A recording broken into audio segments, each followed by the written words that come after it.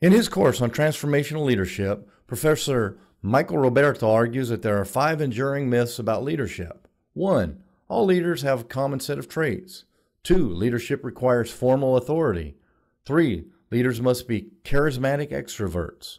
4. Leadership is an act of lone genius. And 5. Leaders are born, not made. Trait theory. One of the earliest approaches to leadership studies focused on the personal traits of great leaders. In the early 20th century, leadership studies emphasized what was known as the great man theory, that suggested that all great leaders shared certain qualities and characteristics that accounted for their success. Needless to say, early versions of this theory had built-in biases regarding the race, gender, and nobility of potential leaders.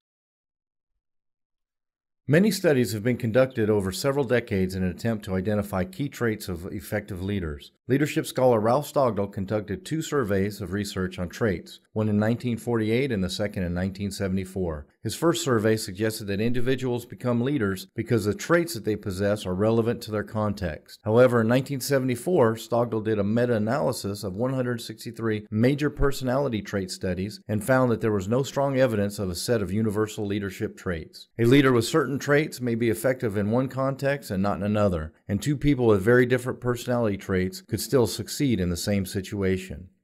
More recently, scholars have looked at a select set of personality traits, the Big 5. Extroversion, the tendency to be sociable and assertive and to have positive energy. Openness, the tendency to be informed, creative, insightful, and curious. Agreeableness, the tendency to be accepting, conforming, trusting, and nurturing.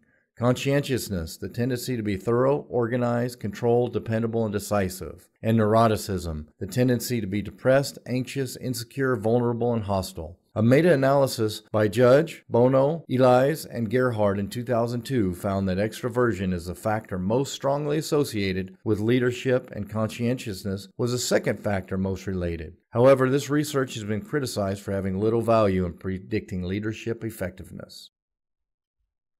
In 2004, Rubenzer and Faschingbauer published the results of their analysis of the personalities of American presidents. They developed a survey and asked a large group of psychologists to analyze the presidents in terms of their personality traits. They found 8 dominant personality traits: dominators, introverts, philosophers, extroverts, maintainers, the innocents, the good guys, and the actors. To illustrate, their panel of experts saw President Lincoln, Garfield, Jefferson, Carter, and Madison as philosophers, and Presidents Rutherford Hayes, Zachary Taylor, and Dwight Eisenhower as the good guy. Just looking at this list, it appears very difficult to judge performance based on personality type, since historians have very different opinions of the leaderships of Lincoln and Garfield, for example, or between Rutherford Hayes and Dwight Eisenhower. It is also questionable whether categories such as the good guys have any scientific validity.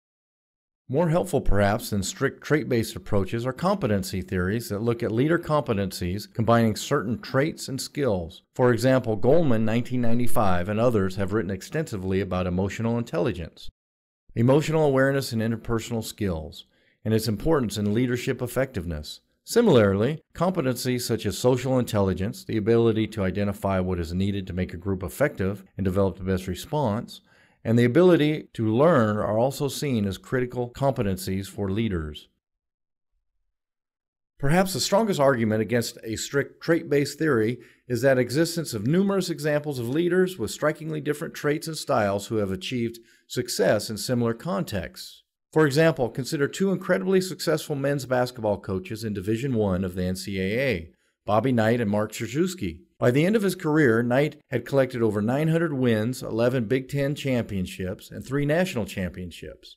He was known for his volatile, dictatorial style, infamously throwing a chair across a basketball court once when enraged. Coach Krzyzewski is still coaching at Duke with over 1,000 career wins, 12 ACC championships, and 4 national titles. While he shares passion and high standards with Knight, his leadership is better characterized as warm and caring. Both men have devoted supporters and incredible records of success despite their contrasting traits and leadership styles. Formal authority. It is commonly assumed that if someone has a formal title or position, they must be a leader, and conversely, it is felt that one cannot be a leader without such distinctions. However, if we understand leadership as a process of influencing others to achieve a shared goal, then we see that there are many individuals who lead without formal position of authority, and that some in positions of authority are not leaders because they utilize coercive power rather than influence. Consider Jesus Christ, Martin Luther King Jr., and Mohandas Gandhi. Would anyone deny that they were leaders? Jesus lived as an itinerant teacher and yet had a greater impact on the world than any other. King and Gandhi had no political power, yet they mobilized millions in their quest to confront injustice. In his book Change the World, Professor Robert Quinn suggests that everyone can be an agent of transformational change. Charismatic extroverts. It may also be assumed that leaders must be highly popular and able to inspire great devotion from their followers. However, truly charismatic leaders are quite rare.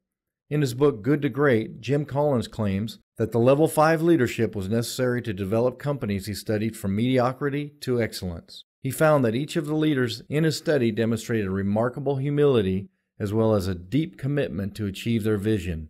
While charismatic leadership may be appealing in times of crisis, pragmatic leadership can be just as effective in addressing the threats facing the organization.